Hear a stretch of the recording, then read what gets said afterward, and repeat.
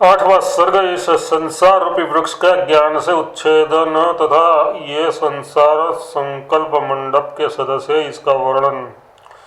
पूर्वोक्त संसार रूपी वृक्ष का पुनः वर्णन करते हैं भूषंडी जी ने कहा है विद्याधर, जिसका मूल भाग नीचे के 7 लोक सहित ये पृथ्वी है, उसकी आल बाल सहित वेदी लोकांतर पर्वतों की कंदराएं हैं और जो 10 दिशाओं और आकाश में तिरछे शाखाओं के विस्तार तथा उसकी और शाखाओं के प्रसार से एवं तत् स्थानों में प्राणियों के जहाँ तहाँ धूम घूमने से अति चंचल है। इस तरह का यह संसार रूपी वृक्ष अहंकार रूपी बीज से उत्पन्न होता है। ज्ञान रूपी अग्नि से बीज के दग्ध हो जाने पर कुछ भी उत्पन्न नहीं होता। रत्न की परीक्षा की नाई तत्वदृष्टि से ये कहा है, इसका अच्छी तरह विचार करके ये केवल ब्रह्म ही है, ये निश्चय करने पर वह अहंकार कदापि कहीं नहीं रहता। बस यही वह ज्ञान है, इससे अहंकार दग्ध होता है। शरीर आदि में अहम भाव का करने से संसार का बीज अहंकार करता है, सर्वत्र अहंकार करने से वह नहीं रहता। यही सर्वोत्तम ज्ञान है। सत्य जिसकी उत्पत्ति की ही संभावना नहीं है, उसकी स्थिति ही कहाँ से हो सकती है? वह तो बहुत दूर कहीं भाग दी गई है, ऐसा कहते हैं। वस्तुतः जब सृष्टि के प्रारंभ में ही सृष्टि के अभाव का योग है, तब कहाँ से अहंता, कहाँ से तन्ता और कहाँ से हो सकता है द्वित्व एकत्व का भ्रम? ये संसार तीनों काल में वस्तुतः है ही नहीं। इस पूर्वोक्त अर्थ को दृढ़ करने के लिए संकल्प धुत मंडप का आगे चलकर वर्णन करने की इच्छा कर रहे भूषंडी जी महाराज पहले भूमिका बांधते हैं। आगे चलकर वर्णित होने वाले तथा पूर्व में वर्णित हो चुके मूल सहित संकल्प का त्याग करने के लिए उसका उपाय क्रम बतलाने वाले गुरु के वाक्य सुन। उन गुरु द्वारा कहे गए वो क्रम से जो अपने प्रयत्न द्वारा स्वयं यत्न करते हैं, वे तत्वज्ञान प्राप्ति के बाद संकल्प रहे केवल्य नामक परमपद को जीत लेते हैं। जैसे पाचक अपने पाक शास्त्र का भलीभांति अभ्यास कर लेने पर उस पाक शास्त्र में वर्णित विधि से ही नाना प्रकार के भक्ष्य भोज्य पदार्थों एवं नाना प्रकार के रसायनों का पाक बनाने में सुधा, तृष्णा, रोग, जरा आदि के ऊपर विजय प्राप्त करता है, वैसे ही विवेकी पुरुष गुरु शास्त्रोक्त मार्ग से अपने यत्न द्वारा ही केवल पद को प्राप्त करता है, दूसरी रीति से नहीं। ये सारा संसार स्वप्न एवं इंद्रजाली के सदस्य अज्ञान चित्त का चमत्कार मात्र है। इस चित्ती से बाहर कुछ भी नहीं है। ये कहते हैं, हे विद्याधर, इस संसार को तुम यहाँ एकमात्र चित्ती का चमत्कार ही समझ, उससे भिन्न कुछ नहीं। ये न तो दिशाओं में है, न बाहर है और न भीतर ही कहीं है। ये सारा प्रपंच चित्ती का एकमात्र चमत्कार ही है, उसका उपादान करते हैं। संकल्प के एकमात्र आविर्भाव से ही ये संसार रूपी चित्र दिखाई देता है और उसके अभाव से ये इस तरह विलीन हो जाता है जिस तरह की चित्रकार के चित्त में चित्र।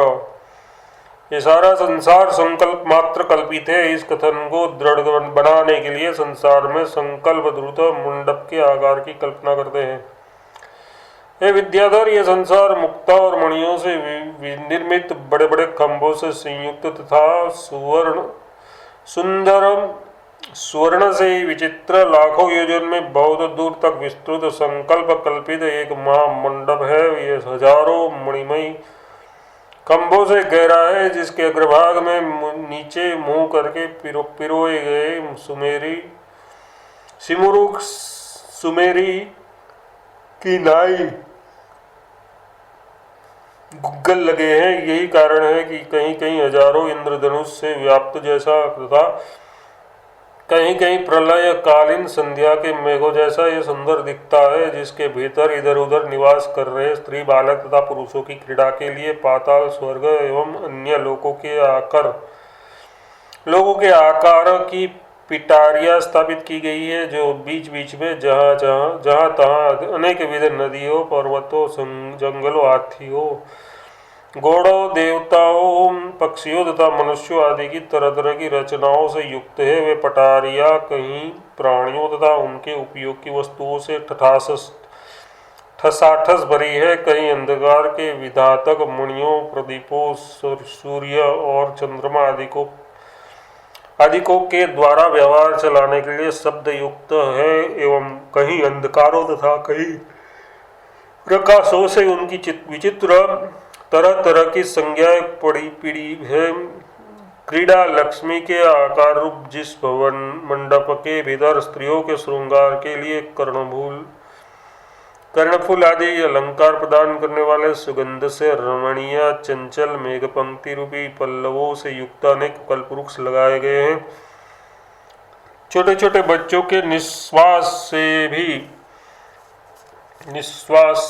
से उड़ जाने वाले जहाँ वह कुल पर्वत गेंद बनाए गए हैं, और शरद काल के मेघ ही जिनके हाथ में चवर धरा दिए गए हैं।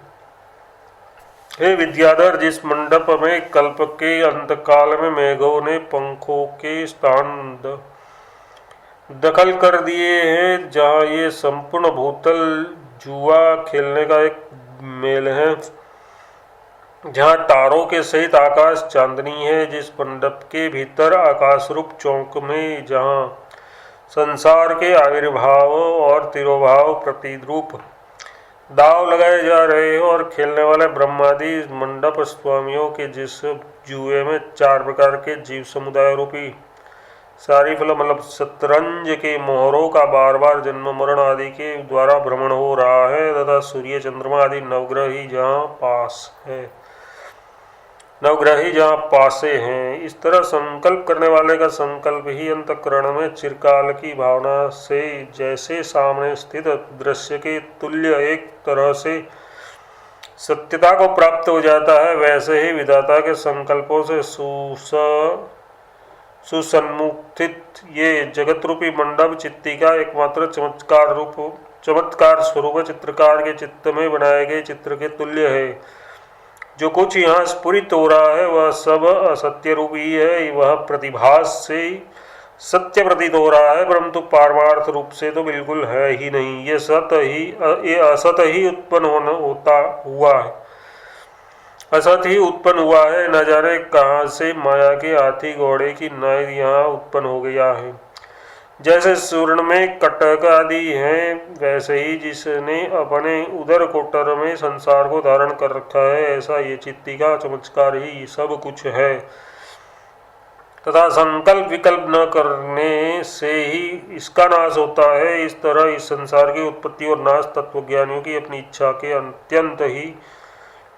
अत्यंत ही अधीन है, यानी तत्वज्ञानियों के अपने इच्छित विकल्पों से उसका आविर्भाव तथा अविकल्पों से तिरोभाव होना अत्यंत ही अपने अधीन है। इसलिए विद्याधर, जैसी तुम्हारी इच्छा हो वैसा ही करो। जो पुरुष अन्न पानादि ऐहिक भोग सामग्रियों में तथा दान यज्ञ आदि पारलौकिक भोग सामग्रियों में फलों की अनभिसंधि को प्राप्त हो चुका है, यानी जो पुरुष इस्लोक तथा परलोक के कर्मफलों की इच्छा से शून्य हो चुका है, वह कर्मों का कभी त्याग नहीं करता, यानी कर्म फल स्वरूप की इच्छा से शून्य होकर वह कर्म करता ही चलता है। ये विद्याधर, ऐसे उस पुरुष का ये अंतिम जन्म समझिए। विवेक ज्ञान प्राप्ति से ही तुम्हें मुक्ति अवश्य मिल सकती है, ऐसा मैं अनुमान करता हूँ। यूँ पुनर्जन्मादि की संभावना से भयभीत हुए उस विद्याधर को आश्वासन देते हैं, हे शुद्ध बुद्धे, अपने पतन के हेतुभूत अविवेकी पद की अपेक्षा न करके तीनों जगत को पवित्र करने वाले इस दूसरी पुण्यमय विवेक पदवी को तुम प्राप्त हो चुके हो। अतः इस मन को इस मन से तो तुम फिर अधः पतन में नहीं गिर सकते हो, ऐसा मैं अनुमान करता हूँ। इसलिए तुम वाणी और मन की चेष्टा से शून्य निर्मल चिन्मात्र पद का अवलंबन करके मन आदि इस दृश्य समूह का परित्याग कर दो। 8वां सर्ग समाप्त।